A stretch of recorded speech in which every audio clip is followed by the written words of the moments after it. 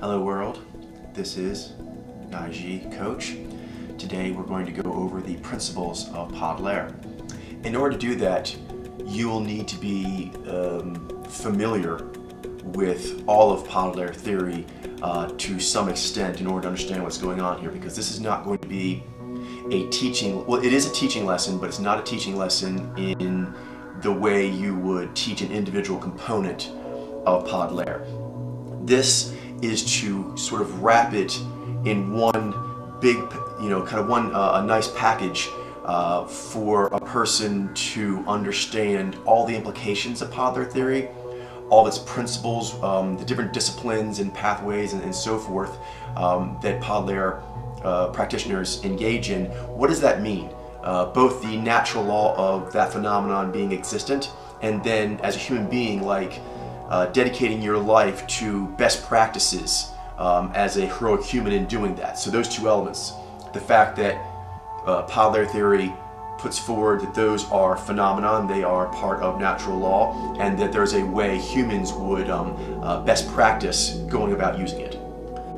This is a teaching lesson, but an encapsulation, an extremely high level view of Pod Layer and how Pod Layer relates to practitioners and the rest of the world. There's a few other things that important to note here also, which is the fact that this is not the complete principles. There's like, I think around like 140 or so that are here, but there's more. It's just that this is enough to blow people's minds, and it gives the basic layout of the way Pod Layer sees existence and how it says humans should roll accordingly. But there will be more. So this will be updating, because a big part of Pod Layer theory is that we follow how natural law is evolving, and we try to keep getting a better understanding so our best practices as humans, as heroic humans, can keep getting better. So for that reason, the principles will keep updating. They will keep expanding. More principles will be put in as humans both engage Pod Layer and ask Pod Layer questions. They're like, oh really, they need to know that? Okay, the principle for that is this. That's often how it happens for my personal teaching story to bring Pod Layer into the world, is humans ask me questions like, really, that's throwing you? Okay, well, here's the answer to that, and here's why. So there'll be that, plus the principles that are already here. They're going to constantly be enacted by Pod Layer all over the world in temples, and we will in their lives all around, and we'll keep in touch with one another of experiences and how that works. So we can get a lot of data from the field on these principles being enacted, and so we can just come with a lot more nuance and make them more harmonious, more perfect.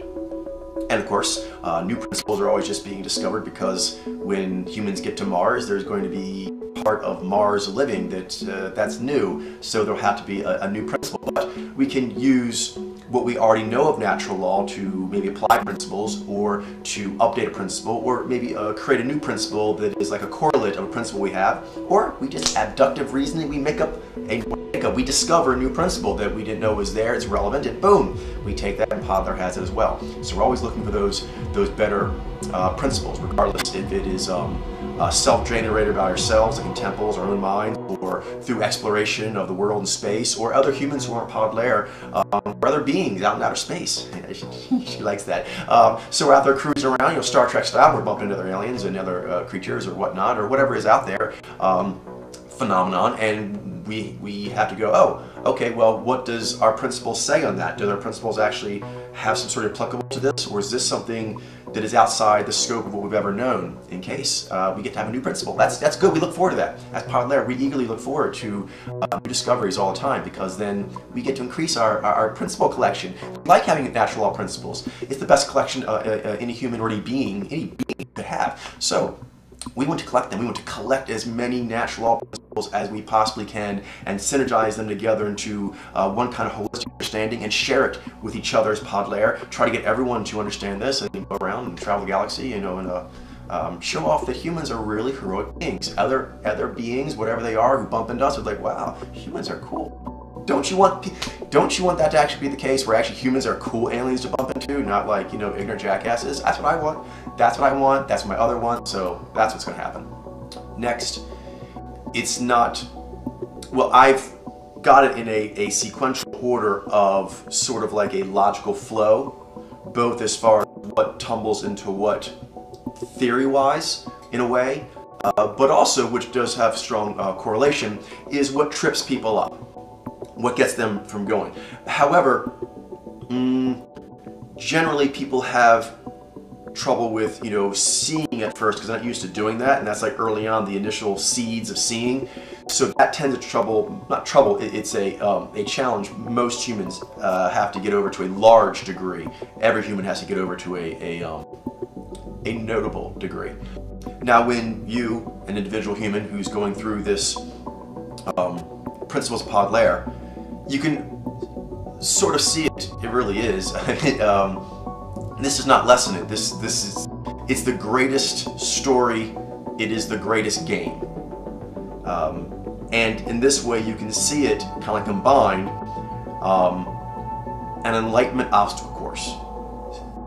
You can see where you get tripped up. So there is a sequence to it, but just like going through any kind of a course of studies, there's the acclimation period to doing that course study, that discipline, that apprenticeship, that craft, whatever, at all, going from being a noob to being like an apprentice or a freshman or an intern or whatever. And then through your progression, some of the stages are easier than others, and other ones will be more challenging. So that's important to note. I've got it kind of laid out in a nice little logical flow here, so you can see each tumbler going to the next one. But the beginning will take some real heroic effort on your part in order to do it, because you're going to have to, and you should, and there's give on this, you need to actually take time out physically, mentally, emotionally, so forth, and dedicate it to actually learning this all-important knowledge, this wisdom. So if that is done, then you'll get past that period. But there is, like any kind of program, washout. Those who actually try to do it, but they actually aren't ready. They've not really prepared themselves to do it. They think they're ready, but really in here and so forth, they're not actually ready to do that. So make sure that you are ready to do the most serious, high-stakes spiritual work you have ever contemplated doing when you do this work.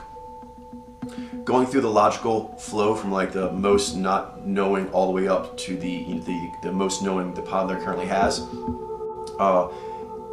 it's quite helpful to see where you may have had a hiccup, and you can focus there. And also, it's more like an open-ended adventure in, like, gaming terms. So you need to complete all the objectives. You need to actually recognize that all these principles are actually true natural law principles, and update your apparatus and your model of thought, your way based on that. Realign yourself better with natural law, more harmoniously, more perfectly. More perfectly, yes, I said that, I don't care, I like saying that. So, more harmoniously, more perfectly. If you go in the sequence, they're like natural law lessons that build on each other, which will give you strength and momentum in your enlightenment journey, trajectory, to power through the next one. But you can jump around like an open-ended adventure, as I said, and if there are other principles that are easier for you to unlock, you can just unlock every natural law principle in yourself that you can. But to orient yourself, it can be helpful to go to the beginning and sort of like go forward that way, or to jump around. So you can do it either way. But either way, either beginning with the sort of basic mojo reading lessons and building up to the higher level lessons, and a higher level, the more tacit, more spiritual lessons that come off of that more concrete lesson. So you can do it that way, and that builds momentum. Boom, boom, boom. Sort of like the way, the logical flow of teaching any discipline. But there's also your personal interest and your personal acclimation. So you may actually look over the whole expanse of the principles I'm going to present, and you're like, ooh, I'm cool with that one, I'm cool with that one, that's obvious, blah, blah, blah. But that's interesting to me, really? Let me see how I feel about that. That's fine. So you can go sequentially or jump around, but build momentum and get every one. This will begin starting with talking about physiological cues that humans give off, mojo reading, and so forth. But, well, you can see them as analogous to fossils. So if you are going to learn about, we'll just say new discipline. New discipline, we don't give it a name yet. Okay, so this new discipline, you're being taught and there's fossils. So you have to learn how to find fossils. You have to learn how to extract fossils. You have to learn how to clean fossils. You have to learn how to display and hold and maintain and preserve fossils. And then you have to know how to use magnifying glasses and x-rays and other images to get more information out of said fossils. Okay, that's basically mojo reading. That's analogous to mojo reading, and the fossils are analogous to physiological cues. So the fossils that you have of an animal, if you read that correctly enough, you can assemble an understanding of the animal. Same thing with mojo reading. If you are able to understand the cues well enough, you can understand the creature that is creating those cues. Creatures create fossils when they die. When they're living in this world, they actually give off physiological cues. So there is a really strong analogous relationship there. However, just like fossils, there is huge implications to the studying of physiological cues, because once you grasp fossils, as you attempt to more and more grasp it, to more perfectly grasp that concept, you're getting into evolution. You cannot actually separate the two. First of all, technically, you won't be a very good fossil expert if you're not aware of evolution. And the two are one. The one implies the other. That's just the way it is. So anytime you're able to grasp a hold of like a thread of natural law, if you pull on it, it will take you to the entire tapestry. You just got to keep pulling and keep your eyes open. So being able to understand the physiological cues that come from human mojo is analogous to being able to understand the meaning of fossils as related to animals in general. But this is just the beginning, because of the implied natural law that created the fossils, the implied natural law that created the physiological cues. So if you go with physiological cues, okay, what made that? Mojo. Okay, what makes that? What houses that? What houses that? What houses that? Etc. So that is the way it'll be going. In short, you are observing what you're observing because of the universe that you exist in and the natural laws of energy evolving that created it, and everything else that we know and don't know. Don't know yet. Last thing before we get into the principles proper is that as you go through here, these are all natural law principles. They simply exist. They are. Your job is to actually see natural law, to understand natural law, and then use it, best practices for being a heroic human accordingly. Now, as you go through and look at these various principles, you are going to flinch at many of them. This flinching is going to be a combination of two things: stupidity and toxicity. So, well, honestly, actually, it's stupidity, toxicity, flinchiness, and laziness. So either your brain is not able to comprehend natural law. That doesn't mean that natural law isn't natural law. Like, H2O is H2O regardless if your brain can wrap your head around that concept. You know what I mean? Water's just water. Okay, you can think that. It's still H2O plus water plus lovely metaphors of rainbows and precipitation. Yes, that's all exists. It's also H2O. It's all those things. If your brain can't grasp H2O, that in no way changes the natural law of H2O. So that's very important. Your understanding of natural law affects you and your heroic performance. It does not affect natural law. Natural law is going to do what it does. The very first sort of test tree right now is it is the getting started, the process of getting started. So right now, if you are unable to get your brain around the kinds of things I'm saying, the things that the other representative pod layers are saying, that is your issue. If you're having problems with the code of conduct and virtue of these Podler principles, because these principles are based on natural law, so that's, again, your problem.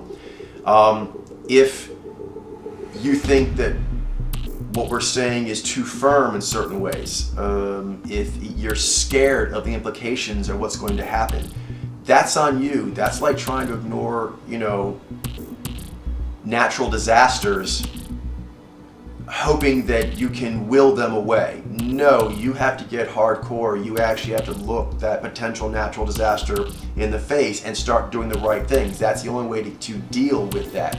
If natural law is going to have certain things unfold, you have to be aware of this, and then you have to take heroic action to make sure that you come up on the upside. And of course, this is natural law, so you have no choice. So being lazy or trying to say, oh, well, not for me, no. This is the truth of natural law, and everything should be operating based on that, as an all, as a collective, as a people, for example, as systems. But then individually, there's so much juice for the squeeze you give. You people out there have been fucked up by your countries, by your various religions of choice, all kinds of just various cultural memes, family. I mean, you have a lot of stupid in you, and you've actually worked hard. You've worked hard with that crap. So there's no excuse not to actually exert effort to learn this, because it's the truth and you have no fucking choice, and the return on investment beats anything else out there. There is no other vendor that beats natural law. Try and find it. You will not. Let's begin. We have probably the first thing that is good to start with is yang and yin gesturing, directive and adaptive variations of that. Again, this is not going to be a teaching course. Simply go look up that material. The point is, it's there. If you train your apparatus, if you train your phenomena, you train your conscious powers on the yang-yin gesturing of humans. If you recognize that, if you look for it, you will notice there is in fact yang and yin gesturing. They fall into two different kind of like spell camps for all humans. And then, once you recognize there's two kind of spell camps, recognizing that certain humans actually inherently prefer and are stronger at one of the gesturing versus the other. So either yang or yin, they prefer. Again, I'm not teaching you this lesson. What I'm teaching you is that it's there. That's what this episode's about, is talking about things that are there, which is why Podler has principles based on them. Natural law has been observed, and then Podler principles were actually created accordingly. Three things on that. First, if you look for it, it's there. Every single human, it doesn't matter what your mojo is, it doesn't matter, every human is built to understand other humans communicating, and the physiological cues predated written language and sophisticated verbal language. So if you are a human being and you heroically train your faculties on yang and yin gesturing of humans, it is there. Okay, this is your first challenge. That's there. But as part of that challenge is recognizing that it's there. Now that you know that it's there, there's two other things that come from that. You flexed a muscle, a mental muscle, a metaphysical muscle, whatever you want to call it. I want to scare you right now. Okay, but you flexed a muscle. When you flex that muscle, right, this is the phenomenon. You've got the phenomenon. This is separate. The phenomenon is there, yang-yin gesturing, just that much, and the fact that people innately have one over the other that gives them more energy. That's all we're going for right now, just that. But there's two parts to that. The fact that it's there, and that when you flex that muscle, you got it. That's critical. This is still part of the first thing here. It's there, and when I flex this muscle I have not flexed in this way before, not that exact way, I found supremely important natural law. This means that there are directives and adaptives. We're not going to get emojis or anything like that right now, but that much.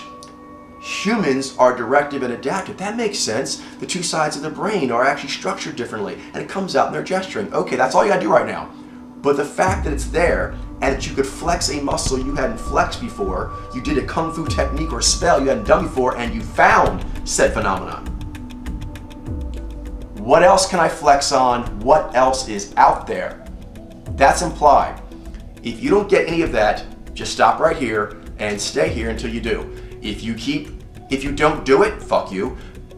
I'm not gonna try to get too testy right here, but that's actually a position on it. If you aren't willing to do it, that is so fucking your epic fail. That is on you. Okay, now, if you do train your eyes, it may take you a while to see it based on various meme gunk you got in your lens. Keep working. Just watch everyone you like to watch, movies, TV, newscasters, it doesn't matter. Just watch their gesturing. Watch their gesturing and notice that there's yang and yin and that there are directives and adaptives. Those who favor and get energy from yang gesturing and those that favor and get energy from the yin gesturing.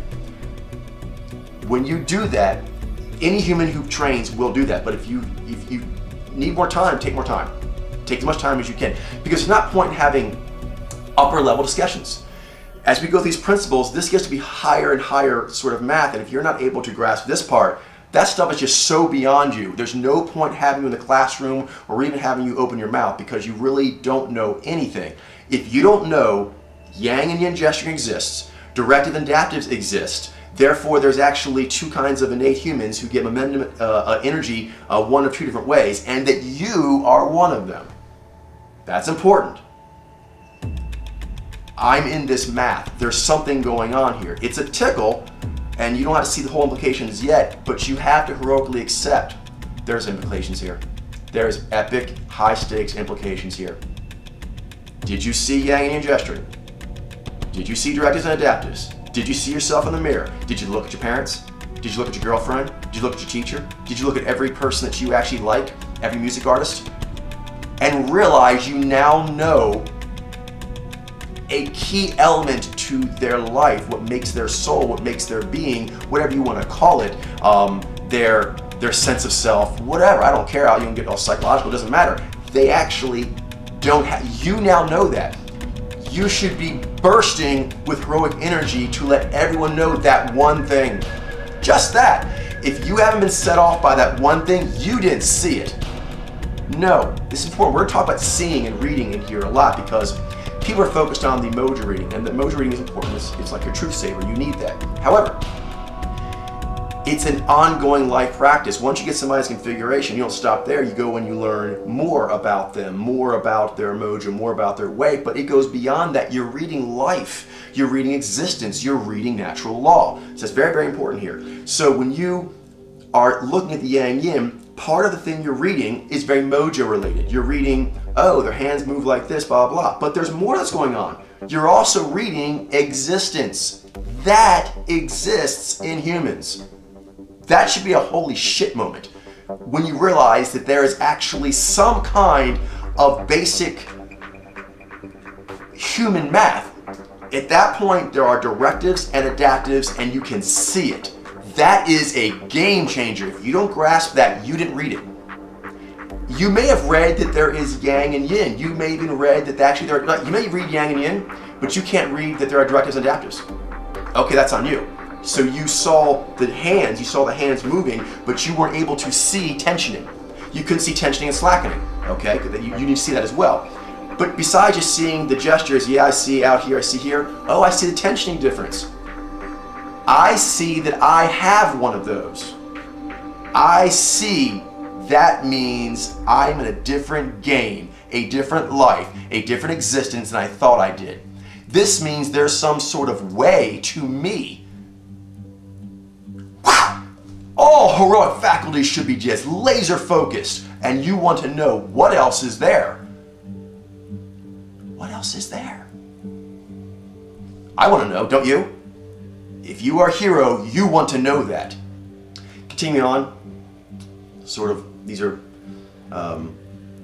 more principles, but they're related. These are all things you have to say are there. So you have to say that yang yin gesturing exists.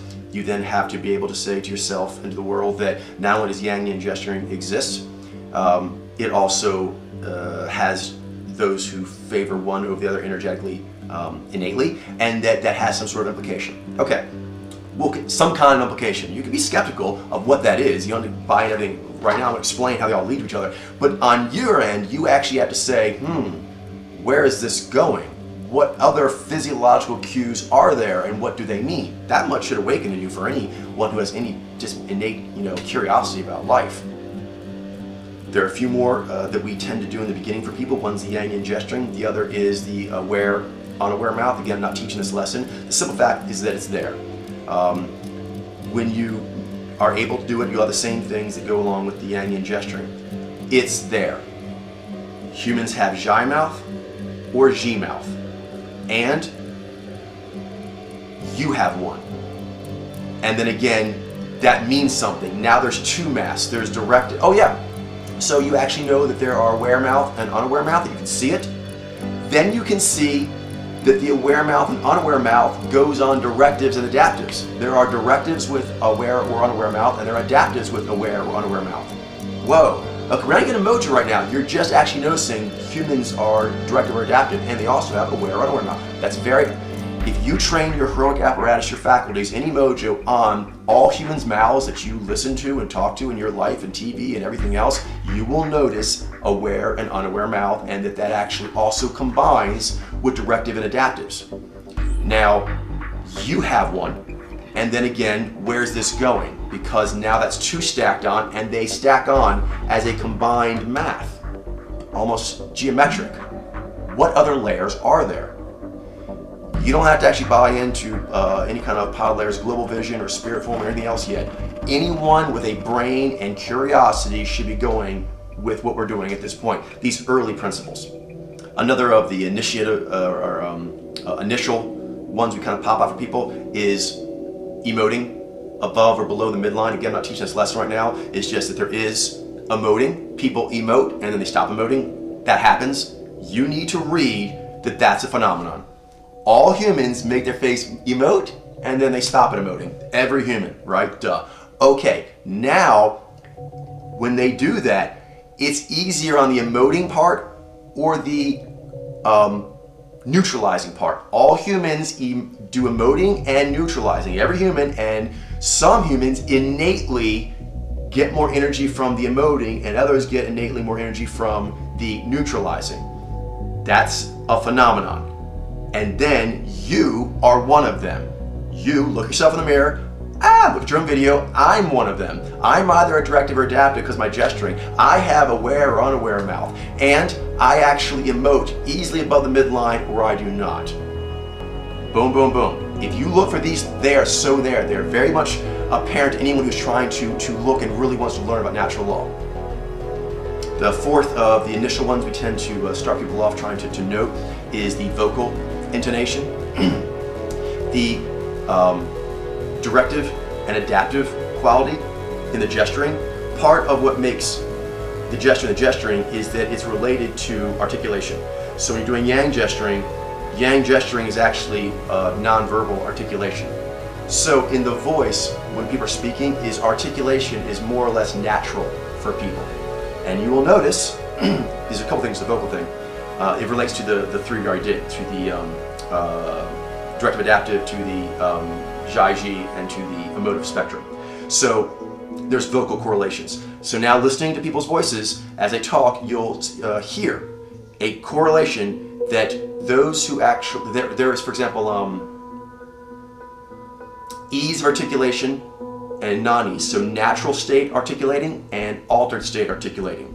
So those that actually, first of all, note that that phenomenon exists, and then when you note that it exists, note that it connects to the hands. That the humans who actually have, say, natural yang gesturing, which means they'd be directive, they also have natural articulation. This is where begins the falsifying. There's no human that actually has natural yang gesturing that does not also have natural articulation. Zhai-Ji mouth. The visual of the mouth matches the vocal tones. So every human that you're able to see the Zhai or Ji mouth on, the aware or unaware expressioning, the voice will have an aware or unaware tone to it. When you listen to them, there will be no human that you'll see that has differences between the kind of voice they have and the kind of mouth they have. Third part of that vocal, a little trio there, combining with the earlier visual ones, is the vocal or emotive range. The emotive range also goes in the voice and not just the face. And again, there's an emotive or audible midline, and it corresponds with a facial one. So again, we're starting to see there's some sort of human math going on here, because there are connections and we're seeing repeating patterns that don't have variation. There's variables on what combines with what, but certain combinations always happen together. When you see G mouth, you hear G voice. When you see natural yang gesturing, you hear natural articulation. And then when you hear the emotive, we see the emotive expressioning come up easily above the midline of the face, you'll hear it come easily above the midline in the voice as well. And there are no contradictions there. So go ahead, look, try to falsify it, you won't. Stay here as long as you need to. This is the initial phase. So gesturing, then you got the aware, unaware mouth, emotive spectrum, and then the vocal correlations to those. That gives you some body language, that gives you facial, and that gives you voice. That's 3 different kinds of physiological cues entirely, and they always match up. Stay here as long as you need to, but you need to grasp that. A, it exists. B, you exist within this. C, what does this mean? ... Yeah, what does it mean?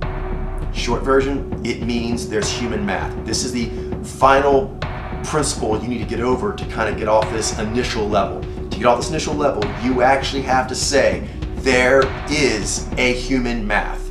I am part of this human math. I don't know all of this human math, but I want to. So what is this human math? Let's start filling a few pieces here. Let's go with 4 sets, 4 paired powers. With humans, this is what we're putting forward. It's a principle of pod layer, and then I'll explain how you can go through and prove this to yourself if you're willing to put in the heroic effort. Is that there are certain physiological cues that relate to activity in the psyche, and when you see these kinds of activities, these groupings of activities, physiological cues, they have flavors. It's very important. And so when doing a certain cluster of manifestations, that flavor will be one of 2 flavors. Okay, let's go through it.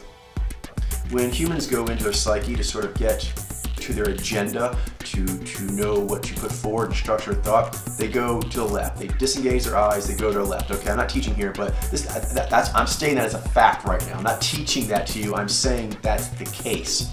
All these things I'm putting forward right now, we're going to have videos, or already have videos out that actually explain the phenomenon to you. Right now, I'm saying it exists. Yeah, most of these things are basically going to be the stating of phenomenon that exists, and then therefore what implications follow to that, which lead to, boom, the next principle. So, eyes disengaging to the left, head tilting to the left, and also the narrowing of the eyes. All humans do those. First of all, when they do those, it means they're activating their agenda. You'll see that they actually get the look of someone who's going to get something in particular. If not a memory, then to ponder on it. To ponder. Okay, so they're going to actually seek out an answer. Okay, so there's a searching. Yes, very much like the person is searching for information. It has that quality. This is important now. We talk about reading mojo. We're now going to get into specifics of exactly what you're reading, not in like teaching form, but like what it is you're reading, and then what actually layers on that. These are like, this is just like any kind of math. You go in and say, this is actually a true math, phenomenon, and therefore, if you test it, it keeps actually proving to be true, and then you can stack other math on it. So that's really great. So when that cluster of moves happen, they'll have a flavor. It'll either be the concern of I or the dissatisfaction of Nai. Doesn't matter, it's going to be one or the other. I'm not teaching what they are right now, I'm saying it'll be one of those 2 flavors. And when the eyes go left, if the person has that sort of dissatisfied, blah, blah, blah, the Nai flavor. I'm just calling Nai flavor because I don't feel like teaching this to you right now. But if it has the Nai flavor when their eyes go left, this is what I'm focusing on right now, they'll also have that same flavoring when they narrow their eyes. If they have that, they'll also have the same flavor when they tilt their head. Those three things will all have the same flavor. It'll either be Ni flavor or Vi flavor. So it'll be one of the two flavorings, and whichever flavor it is, when they do either of those kinds of things, plus others, it will have that flavoring and not the other. It's important. So you're seeing some givens. These are givens that I'm giving you. Ha ha ha. Continuing on. Up here, move faster now because you kind of get the idea, is you're going to actually have active articulation, what I'm doing right now. You're going to actually have the jutting of the head, and you're also going to have the moving of the shoulder. There is a Z palate to that, a Z flavoring to that, or G. Okay, so there is one or the other, and just like the cues just did with the 9 Vi, same thing. It will either have G or Z going with it, and that will actually permeate all three. So they'll either have the Z flavoring or the G flavoring, one of them.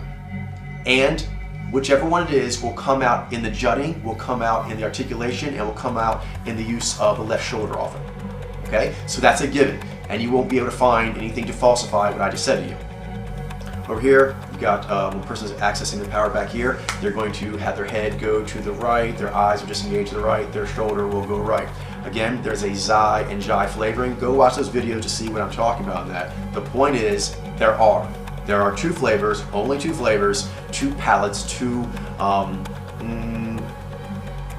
ranges of cues. There are two of them. And it is either the Xi or the Ji, and whichever one they have, one, not the other, it will not mix and match. So there's only two flavorings that come to all humans when you see them tilting their head to the right, shoulder going to the right, eyes disengaging right. Any human that's doing that, you'll see one of two flavorings come over them. And those flavorings will go through all of those. So if a human goes to the right like this, it's going to actually be either Xi or Ji, and then anything else they do in that family of those cues, it will all match. You will not see any mix and matching. So go ahead, try to falsify, you won't be able to. Last, up here, is you have the perking up of the eyes, like this, eyes widening, the brow lifting like this, carriage lifting. Those have those motions that humans do. All humans do those motions. When they do it, it has flavor. It's one of two flavors, which are either the Ni or the V flavor, and whichever one they have, it will be consistent through all maneuvers of that family. So you go watch those episodes, but there's family of moves that come from using these powers. When you watch it, and you watch it well enough, you observe well enough, then you actually see there are only one of two flavorings, and then whichever one a human has, they consistently have it through all that family of cues. Okay, the final kind of piece here for this level to get past here is the principle that there are 8 pod powers of the psyche. Because when they access clusters of moves over here, they only come in 2 flavors, same here, same here, same here.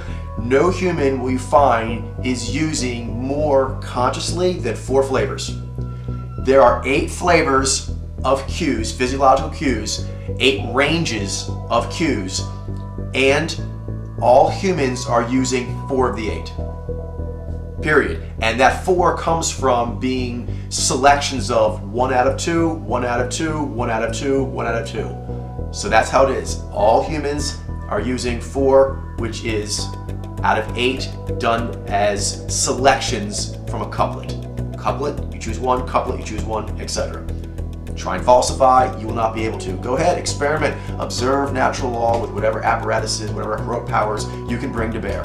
Go for it. So now that we know that humans have 8 powers as a part of the way they're built, you can look at all the humans you want, and that is a given. There are 8 powers amongst humans as a total. And within any individual human, there are only 4 that you see coming out in their cues. This makes you wonder. Well, you will note that there are certain combinations. Certain combinations go together. What are these combinations? Okay, so we're now going to start filling in that. We filled in that apparently there are 8 flavorings, and humans only show 4. Just leave it at that for right now. Whether they have more than that or not, we'll leave that for right now, but they show 4. But humans are observably, as a total collective species, have 8. 8 flavors, 8 ranges of physiological cues. You now read further and you'll be able to see combining things you saw earlier from like the yang-yin gesturing. Is now it's that you have directives, and directives favor these powers. That's important. Those ranges kind of combining, it seems simple, but I'm going to kind of like try to baby step some of the stuff so people don't get hung up. That means that actually these powers that we talked about over here, they don't show up over here. They never show up out of location. When you see the head going or moving in those ways that signify those powers, they're always over here. And when that happens, that motion, the tone, the aspects, the various movements of the face correspond with that kind of activity. You don't see that kind of activity over here as much unless you're seeing some signal that this is actually being used over here. The left is being used or the right is being used. So the powers have a location. That's important. They actually have a location. One of the first things is you'll notice is that more energy comes to a person when they do all the cues on the left. We talk about yang yin, but it'll go to the eyes disengaging, head tilting, and so forth, combined with the articulation, the jutting, and so forth. So a person will favor that whole set of cues over the other set, or they prefer this whole set and this side over this set of cues. And you see that by energy raising. Energy raises on the left and dips on the right, or it raises on the right and dips on the left. There's no human that actually is not subject to that dichotomy. Move a little faster now, but we'll use the same kind of principle, but kind of like expanding on how it applies to build the math up. So it's other related pieces. Is you take subjectivity and objectivity, is you actually have cues that clearly demonstrate if you're able to read. So keep reading. Each of these levels, it's there. It's up to you to be able to read it. So you can clearly read that a person prefers their forward cues, their drinking in the information cues, their gesticulating cues, basically active activity to either movement or observing the environment. Okay, so steering or observing the environment, they either favor that or they favor the disengaging ones to a degree. Okay, so there is a preference. The strongest preference is left and right, but there's also preference from back to front. And there's a correlation, hooded and unhooded eyes. There's a aspect to the eyes. If you train your eyes and read between hood and unhooded, that actually will correlate right there. Okay, so you'll have that, the powers where they get information and the powers that make decisions. Again, you can read this. When someone's using one of these powers, you can read them making decisions. Okay, if you can't, that's on you. Keep reading, because you can't read a human. Humans are doing decision-making kind of stuff when they do this. They're doing information stuff when they do this. Okay, that plays in the face. Those that prefer information stuff over the decision stuff, they actually have a bifield face. Go look what that is. And the other ones have unifield face. Okay, that's consistent. There's a consistency relationship between the way that face looks and their preference for those cues. So cues related to the either one of the perceptions or either ones are here, it relates to the set of their face. Okay, so subjective and objective will have a direct correlation to the set of their face naturally, physiologically, and the way that it moves. Okay, so hooded and unhooded eyes, and now we're talking about uniface and bifield face. No human doesn't have a unifield or bifield face. Keep reading until you can see that.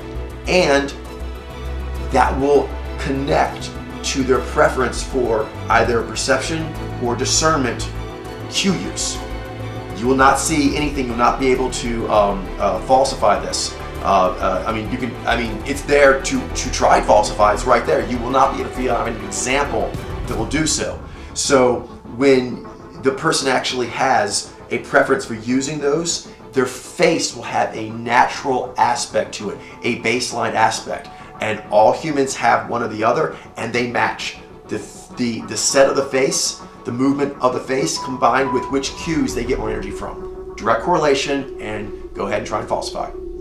Keep going here and moving fast. Is you're also going to have the interpretive field and the literal field. Again, go look that up, what that means in other videos. The point is that there is one of two flavorings, an interpretive flavoring or an adaptive flavoring, and it relates to once you're able to read that there are logic-based decisions and values-based decisions. So you can read, oh, people make decisions, for example. Oh, people get information, for example. And recognizing that they have both, but they prefer one. Okay? So when you're able to read that on a person, you're able to read that and the correlation to their interpretive and literal fields, that there are one of two fields and all humans have one or the other. Same thing for values-based and logic-based. There is a preference for the emoting above or below midline, and humans have one or the other. All humans have one or the other. Oh, and that preference here relates to their use of certain powers. So you need to read that all humans have a logic-based power, and some humans like using their values-based power more than others. And it fits in with all the other math you saw earlier, but now you're also noticing, oh, they actually prefer their interpretive information power over their literal. Get to where you can read that all humans have both, and that when they're using which one, and which one gives them more energy. So when you do that, you're like, you can start stacking this math, but this math, it's like fossils. It's like any kind of other kind of detective work. It's based on your instrument of being able to read data. So you need to really flex this muscle. But I've given you the starter period. So with the yang yin, and just keep doing it like this. Each of these should be nice, metaphysical, muscular, mental jumps to the next level. So if you want to actually do this, go ahead, hit each one, do it until you can get it, and once you get that, you're ready to begin the next one. So if you can actually read the yang yin in the hands and so forth, which anyone could do if they train themselves, then you're ready to start getting into what else is going on with the powers here, the 8 powers. Then you're ready to get into okay, how those powers actually relate to one another. Boom, boom, boom. Just keep observing and increase, understanding outer space. We were able to understand outer space to the extent we do now only by actually increasing the power of telescopes. Better, stronger telescopes showed us more of what was actually there, and thus we can update our understanding of natural law. We are the strongest instrument there is, period, and particularly for reading other humans. We were built by natural law to do that as part of actually being a human. So there is no better instrument, so we need to become really good kenseis of understanding other humans. What's kensei mean? Go look that up. That's not my problem. Just know that we need to do that. To get off this level, you have to be okay with all those principles, but there's kind of again, some sort of takeaway. 2 of them principles. One is the fact that there are several energy fields, and actually let's just talk about that right now. Actually, the first one is there are 5 at least energy fields, which if you compare that to say many other models out there, particularly ones that do cognitive functionality or other kind of psychological oriented things, they'll actually say that there are 4 dichotomies, but there are actually 5. And that's actually really, really crucial, because often other models actually take the directive versus adaptive field and the perception lead versus discernment lead field and combine them into one mashed up field, which doesn't exist. Okay, so there are 5 fields there, not the 4. And also, extremely critical, the biggest takeaway here is overall, is that there are many fields, 5 fields of primary fields, but that there is one that is the supreme. And that supreme field is directive and adaptive. Directive and adaptive is the supreme field. That's a principal pod layer. Another principal pod layer, because it needs to be stated, because many other models actually put subjective and objective, subjective versus subjective as the top field that all the other fields fall under, and that is not the case. A crucial principal pod layer is that the directive adaptive field is the top umbrella field that all the other fields fall under, and that goes against many other models, and it's important to state that, and that's a principle, and we're right on that. Pod layer is correct on that. If you are able to observe natural law, if you're able, kind of buying an apparatus, ooh, I want to see stars. Okay, Jimmy, save up your summer job money and buy yourself a big telescope. That's fucking cool. Okay, in this case, you're actually saving up you. You're building up you. You are the telescope. You are the microscope. You're the one who can see it. So invest in yourself, and when you do, you'll be able to see these things. And one of the things you'll see is that there are these powers have relationships, these relationships make energy fields, and there are 5 of these fields, not 4, and that the directive and adaptive field is the top field. All of the fields actually fall under that.